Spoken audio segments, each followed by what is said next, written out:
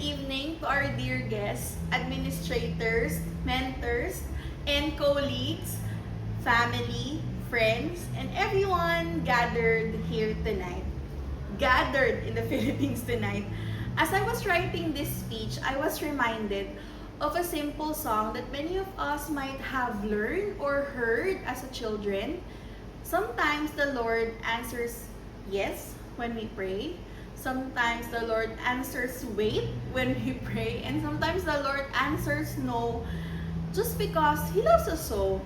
And I know He always answers when we pray. As a child, I sang these words without fully understanding their meaning. But as I grew older and journeyed through life, I realized that this song was not merely a tune for us to remember.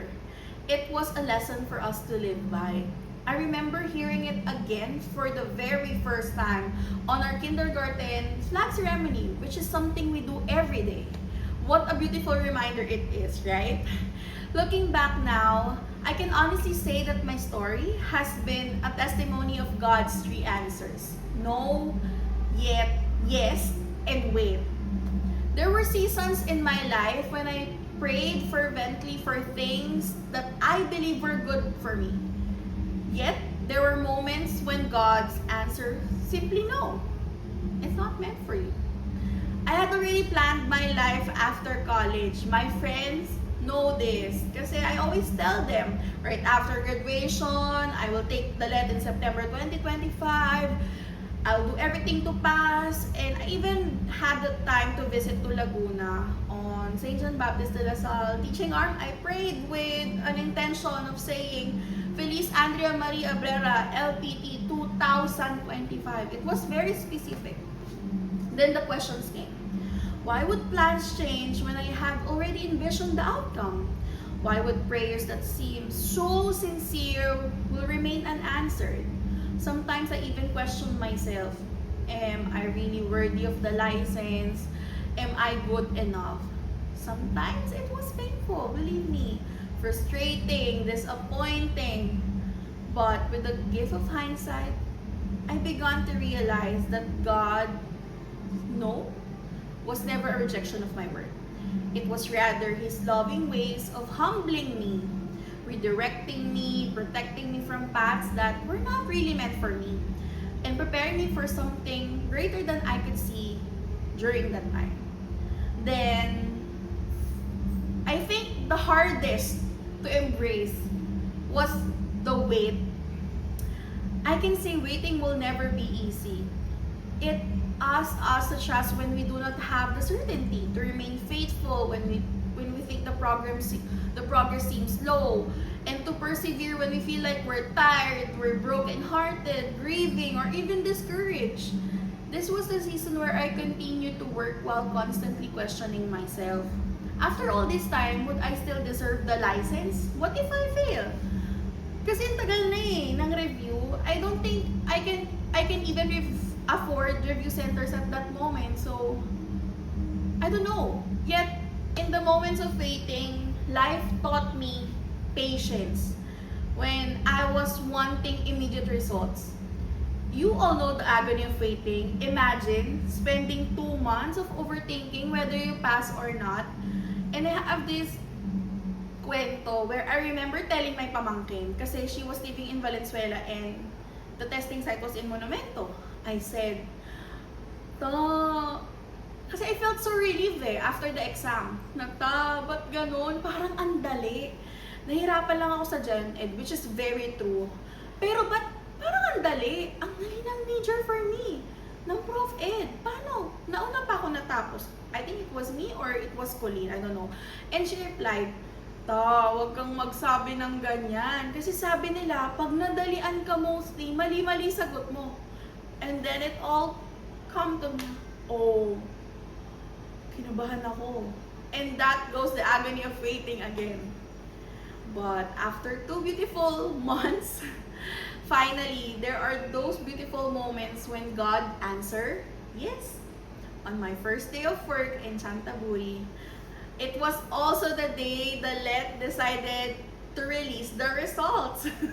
I could not even focus during the teacher's meeting because at the back of my mind, I kept wondering, pumasa ba ako? And I deleted all my social media platforms. It was probably the longest meeting of my life. But I'm grateful for the company of Kuya Nach and Ate Miggy, my co-teachers. I may not have had my family, my co-ed family, and my friends physically with me, but their presence was deeply felt as we look at the results together. That was the time when I truly understood that sometimes God's yes comes after the seasons of uncertainty, reminding us that His time is always perfect. Tonight, I would like to express my heartfelt gratitude to the College of Education as someone who reviewed through the entire fourth year and as a normal student who sometimes did not want to wake up at 7 a.m. for review class every Saturday. I can now say it was all worth it. I remember nung nagtitake ako ng exam, para kong baliw nang humingiting mag-isa. Kasi, dyslexia to, sagot dito. Tinuro to ni Sir Royce, papangiti ako. Progressivism to, naririnig ko ang Ma'am Olive nagle-lecture. I remember, naalala ko yung isang question, it's not how exactly it is constructed, but the question essence was, why is it important to make the TOS? And I was like, sabi ko, yun na ba yun? Yun na ba talaga yun? Ang hirap-hirap ng exam namin sa assessment kay Ma'am Tina, sorry. I remember with those things during the exam, I would like to say thank you from the bottom of my heart to my professors in PFB. Nanay Beng, thank you for praying for us that we would all pass. To Ma'am Relene, thank you for the wonderful mnemonics that have stayed with me since my first year. It's something that really prepared me in taking the LEP. I would also like to thank my professors from the languages department. It really helped me in my in the major part of the LEP. Sir Jong, Sir Amboy, Ma'am Rachel, and Ma'am Rubio. Actually, paglabas ko ng Manila Central University, I saw students crying because they find the exam very difficult. While I am relieved and happy, napaisip ako, ba't parang ako nadalian? And that was when I also realized that how grateful truly I was to my professors, to my college. Kasi right from the start, they were preparing us to be good teachers and also for the LEP. The difficult examinations, especially those, I won't name names, but Ma'am Olive, I miss you so much. Because your exams was the best preparations I could have ever received. Even taking the drills felt easier because I had already encountered much harder questions before. Sabi ko nga po, hirapan nyo pa eh. Kasi they would say thank you eventually. Even shading become easy because our hands were already used to it. But, kinda shocked. Kasi po, it's rectangle. So, Sir Arvin, baka naman po, kung pwede po magpalit na ng Scantron sheet. But again, salamat pa rin po sa pag-practice ng pag-shade. It's really helpful. And to all those who God used as instruments in my journey, Ma'am Che, Ma'am Louie, thank you for helping me and giving me space to review and making things easier for me, especially while I was grieving and reviewing all at the same time. To my family and my SHS friends, thank you for your unconditional love and unwavering support. To my mentors, teachers, and leaders, thank you for your guidance, wisdom, and encouragement. To my classmates, thank you for walking beside me through the seasons of uncertainty, growth, and joy. Ang saya palang mag-hotel sa monumento. Kasi hindi ka makakapagpahinga dahil ang ingay pag may katabing bar sa gilid. But looking around, I see many answered prayers. Everyone that are sitting here sa venue, I answered prayers. Not only in accomplishments or opportunities, but in the people also who have journeyed with me, in the lessons I have learned, and in the privilege of standing before all of you with a heart full of gratitude.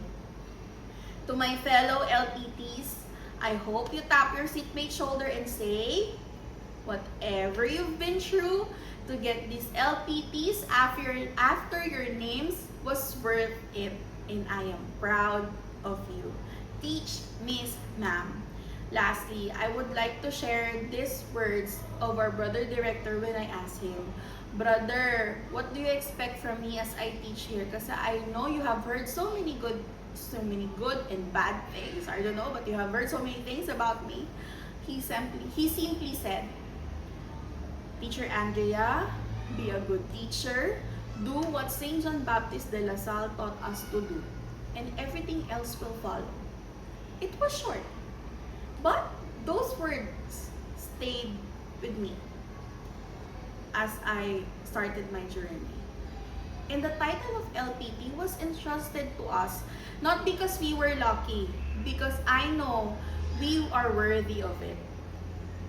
It carries with it our silent cries at night, our fears, our sacrifices, and all the hardship that not everyone knows about, things that we don't say.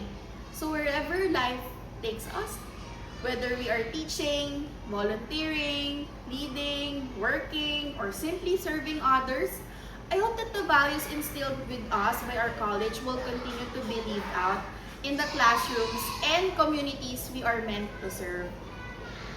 Please be good teachers, just as we were raised by good teachers in the College of Education. I know you will be good teachers.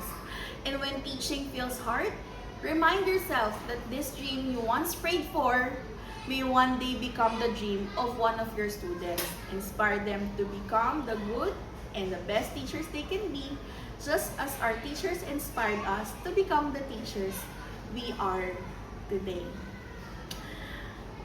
I couldn't say, but if there's one lesson I hope to leave with everyone tonight, it is this. God answers may not always align with our plans, but they always align with His purpose. We may celebrate His yes, struggle with His no, and wrestle with His wait, but in every answer, He is lovingly guiding us towards who we are meant to become. Above all, I thank God, whose answer is a yes, for us to be all gathered tonight with the LPT attached in our full names. Though we may not always understand His ways, but I hope we all know that it is always given in love, wisdom, and perfect timing. Thank you, and congratulations to my fellow LPTs, and may we all continue to trust God's beautiful plan for our lives. Animo, Lasal. Goodbye!